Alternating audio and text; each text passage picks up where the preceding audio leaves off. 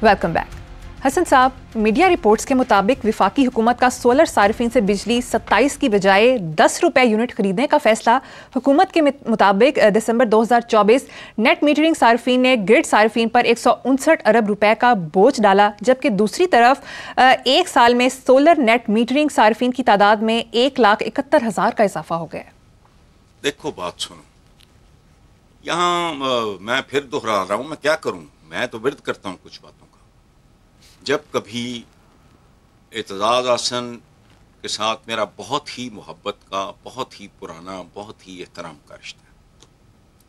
जब वो पता नहीं इफ्तिखार चौधरी की रेस्टोरेशन का वो मामला था, तो उस वक्त एतजाज भाई ने एक नज़म वो पढ़ा करते थे, रियासत होगी माँ के जैसी। मैंने एक कॉलम लिखा कि माँ के जैसी होगी लेकिन सुतेली माँ के जैसी। खत्म हो गई बात। अच्छा, माँ क्या होती है? माँ का दूध पीता था, माँ ने तरबियत होती है।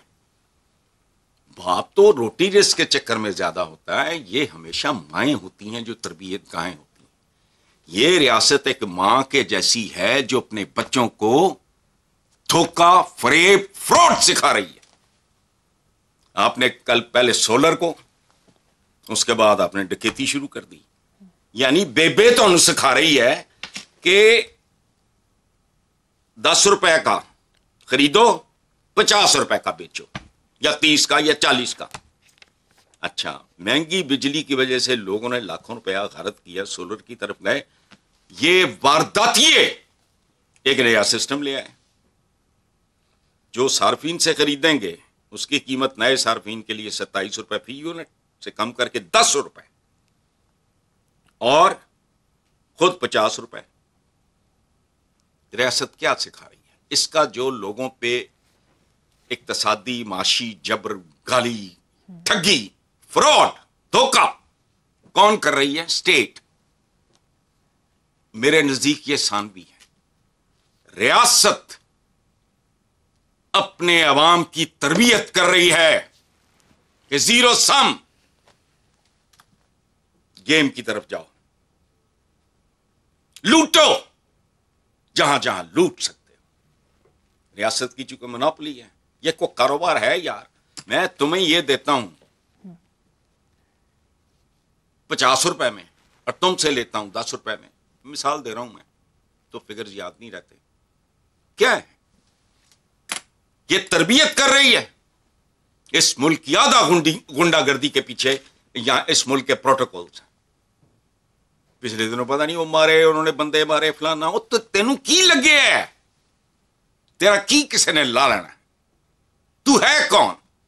कल इक्तदार से बाहर होगा। वो ख्वाजा आसफ का वो जुमला मुझे बड़ा हॉन्ट करता है कि पुलिस इक्तदार से बाहर हो, पीछे पीछे होती है, इक्तदार में तो आगे आगे। तो आगे आगे ना लाओ, वो थोड़े पीछे पीछे भी नहीं आएगी। खुदा की कसम, अल्लाह ही जानता है कि इनका डीएनए क्या है, कोई इनका आगा पीछा है नहीं है, इनको तालीम किसने दी है, ये पढ़े लिखे हैं नहीं है, इनके खानदान क्या है, इनका बैकग्राउंड क्या है, इनका आगा पीछा क्या है, कोई परवाह नहीं। ये अवाम की तरफ देखो। बात सुनो, इसका एक है बिल्कुल माशी रुख, ये लोगों को लूट रहे हैं, दिन दिहाड़े गन पॉइंट पे लूट रहे हैं। एक ही चीज है, मैं खरीदूंगा तो 50 में खरीदूंगा, तुम खरीदोगी तो 10 में, 20 में। अच्छा, क्या तरबियत दे रहे हो? इसी तरह की कौम है ना फिर। अब 77 साल के बाद कायद ने क्या कहा था? हमारा इस्लामी से शुरू होता है। खुदा की कसम मैं तुम्हें बता नहीं सकता। अपनी इधर कॉलोनी में एंटर होते ही ना, हमारे मस्जिद है बड़ी क्यूट सी, डंगरों की तरह नमाजी निकले सारी सड़क पे फैले हुए। अतर मेरे साथ था। मैंने कहा अंदाजा लगा, ये अभी कतारें सीधी करके नमाज पढ़ के आए हैं। सड़क पे आते ही डंगर, रेवड़, बल्कि रेवड़ भी डिसिप्लिन होता है। ऐसा नहीं कि एक भेड़ उधर जा रही है उधर जा रही है, ऐसा नहीं है। तो व्हाट इज दिस? देखो, ये अवाम दुश्मन, मैं कहता हूं ना, मेरा किसी से कोई लेना देना नहीं है। پاکستان کے سیاستدان کے اندر ہی کوئی نقص ہے، ڈیزائن ڈیفیکٹ ہے، یا آتے ہی وہ ہیں جن کے اندر کوئی واردات ہوتی ہے. ادروائز میں بڑا حیران ہوتا ہوں. آپ ایک کمفرٹیبل زندگی گزارے یار، کیا فضول کام ہے. میرے پاس تو اتنا مغز ہی نہیں ہے کہ میں آپ کے لیے کوئی آئین سازیاں تو قانون سازیاں کرتا پھروں، بھاگا جاؤں اسلام آباد. What for? اور میں نے تو پنجاب یونیورسٹی کا سینٹ کا، مجھے انہوں نے کہا، میں نے کہا یار جان چھوڑو، کون جا کے میٹنگیں اٹینڈ کرے گا. یہ ہزاروں کے حساب سے عبدالستار عیدی، یہ سارے عیدی ہیں، ملک بنانے آتے ہیں. وہ اکیلا آدمی سمبل بن گیا اس ملک میں. عبدالستار عیدی مرحوم وہ اس ملک میں سمبل ہے. یہ نئی عیدی بیٹھے ہوں بیڑا ہی غرق. کوئی ہے جو اس بات کا حساب لگائے؟ زیادہ نہیں، پچھلے 30 سال میں چلو کتنے لوگ ہیں جو باہر سیٹل ہوئے، ان کا تعلق کسی بھی محکمے سے ہو، ان کے پاس باہر کروڑوں کی جائیدادیں کیسے ہیں؟ کروڑوں کی نہیں، آئی ایم سوری، معافی چاہتا ہوں، میری اوقات ہی ایسی ہے کہ میرے منہ سے وہ صحیح لفظ، اربوں ڈالروں کی جائیدادیں آتی کیسے ہیں؟ مجھے بتاؤ. کوئی بھی جینون نہیں ہے، خدا کی قسم، بالکل نہیں. دشمنی کا رشتہ ہے اسٹیٹ کا اپنے عوام کے ساتھ. ریاست ہوگی سوتیلی ماں کے جیسی. اعتزاز بھائی کو اس وقت بھی میری یہ بات اچھی نہیں لگی تھی، لیکن اب اتنے سال بیت گئے ہیں، سامنے دیکھو کیا کچھ آ رہا ہے ہر جگہ، بالکل قدم قدم یہی کچھ ہوتا ہے. چلو حسن صاحب، پارلیمنٹ کی قومی کمیٹی سلامتی کے اجلاس میں نواز شریف اور محسن نقوی کی عدم موجودگی کو بہت محسوس کیا گیا. پی ٹی آئی کے بیرسٹر سیف کا کہنا ہے کہ نواز شریف نے اجلاس کا بائیکاٹ کیوں کیا؟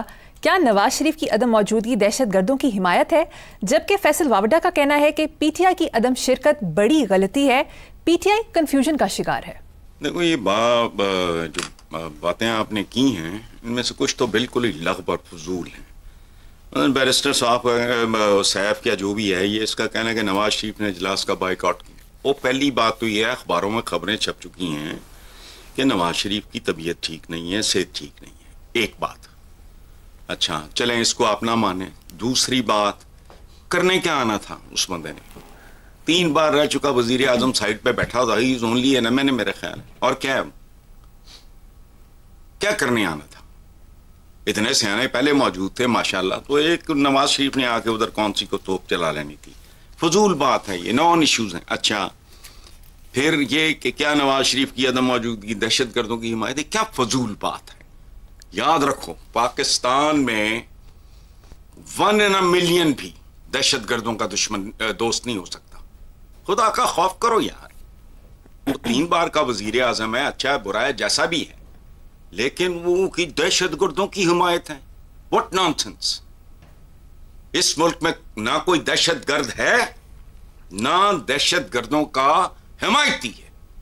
بے وقوفی ہو سکتی ہے، جہالت ہو سکتی ہے، جذباتی پن ہو سکتا ہے، لیکن پاکستان کا کوئی ایوریج نارمل شہری وہ دہشت گرد کیسے ہو سکتا ہے، یا دہشت گردوں کا وہ حمایت کیسے کر سکتا ہے؟ تینوں باتیں لغو ہیں. اگر کوئی بات قابل غور ہے، ڈیبیٹیبل ہے، وہ ہے فیصل واوڈا کا کہنا کہ پی ٹی آئی کی عدم شرکت بڑی غلطی ہے. پی ٹی آئی کنفیوژن کا شکار. اچھا یہ ایک رائے ہے، ایک ذہین آدمی کی رائے ہے، آپ اس سے اختلاف کریں. میرا ذاتی خیال بھی یہی ہے، آپ کہیں کہ نہیں بالکل ٹھیک ہے. یہ اور طرح کا ایک سٹیٹمنٹ ہے، یہ ویلڈ ہے. باقی سارا لغو بات ہے. بیرسٹر صاحب نے اجلاس کا بائیکاٹ، بائیکاٹ اس نے کیا کیا؟ ادھر ہی از انویل اور he must have realized کہ یار میں ادھر جا کے میرا کیا رول ہے، میں 3 بار کا وزیر اعظم ہوں، ایک مرحوم پاپولر سیاسی جماعت کا سربراہ رہا ہوں، اب بھی ہوں. وہاں جا کے وہ کیا کرتا؟ وہاں بیسیکلی جن لوگوں نے بات کرنی تھی انہوں نے بات کر لی. نواز شریف صاحب نے وہاں کون سی توپ چلانی تھی؟ اچھا، اور ان کی نمائندگی چلو اگر ہے بھی تو بھائی وزیر اعظم ہے. فضول باتیں ہیں، یہ نان ایشوز ہیں. اچھا باقی رہ گیا وہ محسن نقوی وغیرہ کا، اس پہ بھی بات کرتے ہیں، وہ دبئی میں زیر علاج ہے سنا ہے. اچھا اگر یہ بات غلط بھی ہے تو وہ کون سا، وہ تو سیاستدان تو نہیں ہے. پاکستان کی ہسٹری ہے بلنڈرز، پلنڈرز، سرنڈرز وغیرہ کی. یہ ایسا اکنامک سرنڈر ہے، یہ کیا ہے؟ یہ سرنڈر ہے. آئی ایم ایف کو یوں کر دیں گے، آئی ایم ایف کو یوں کر دیں گے، پھر پہنچ جاتے ہیں ٹھوٹا لے کے. تو محسن نقوی کو اتنا سیریسلی لینے کی ضرورت نہیں ہے، because he is not a politician. ویسے تو ہمارا کوئی سیاستدان بھی سیاستدان نہیں ہے ہی نہیں. سیاست کے نام پہ یہ سارے بازیگر ہیں. لیکن محسن نقوی تو بیچارہ کچھ بھی نہیں، ایک سادہ سا میڈیا سے تعلق رکھنے والا، ایک مطلب ایک مقامی سے کوئی چینل ایک دو شاید ہیں کوئی، اور اس کو کیا پتا بیچارے کو پالیٹکس کیا ہوتی ہے، وہ بھی نہیں ہے. اچھا کوئی بات نہیں بھی ہو بھی تو کیا ہو جاتا. اصل بات یہ ہے کہ وہاں آرمی چیف نے جو بات کی ہے. اچھا نواز شریف ویسے اب میری طرح آثار قدیمہ ٹھیک ہے، ہونا نہ ہونا ان کا ایک برابر ہے، ریلیونس بھی نہیں بنتی کوئی، اس لیے یہ فضول بات ہے ساری کی ساری. اور خاص طور پہ بیرسٹر صاحب پتہ نہیں کیا ہانکتے رہتے ہیں. ہم بات برائے بات کرتے ہیں ایک دوسرے کے بارے میں. جب ان کا گٹھ جوڑ ہو جاتا ہے، اور ایک بات تو میں آج بتاؤں، لوگ اپنے دماغ سے یہ کھرچ کے نکال دیں، جو پیپلز پارٹی اور نون لیگ کے درمیان ہوا تھا وہ میثاق جمہوریت نہیں تھا، وہ میثاق مکمکا تھا. کیسے کہ یار ہم حصے بکھرے پہ لڑتے ہیں، کچھ صلح صفائی کے ساتھ 19-20 کے فرق کے ساتھ بس ٹھیک ہے، ایک انڈرسٹینڈنگ کے ساتھ چلتے ہیں. یہ تھیسس فلوٹ کیا تھا ارشاد حقانی مرحوم نے، اور میں نے اس کے چیتھڑے اڑا دیے تھے. انہوں نے مشورہ یہ دیا تھا کہ ان کو باہمی اتفاق فلانا ٹمکانا پیپلز پارٹی نون لیگ کو، جب ان کی دشمنی عروج پہ تھی، کوئی زبانیں کاٹ رہا ہے، کوئی گالیاں دے رہا ہے، کوئی اس طرح کی صورتحال تھی. تو میں نے کالم جواب میں لکھا، میں نے کہا ارشاد حقانی صاحب کا مشورہ عوام دشمن ہے. جو آپس میں لڑ مار رہے ہیں، یہ سارا کاروبار صلح صفائی کے ساتھ کریں گے، یہ تو عوام دشمنی ہے، لڑنے دو ان کو.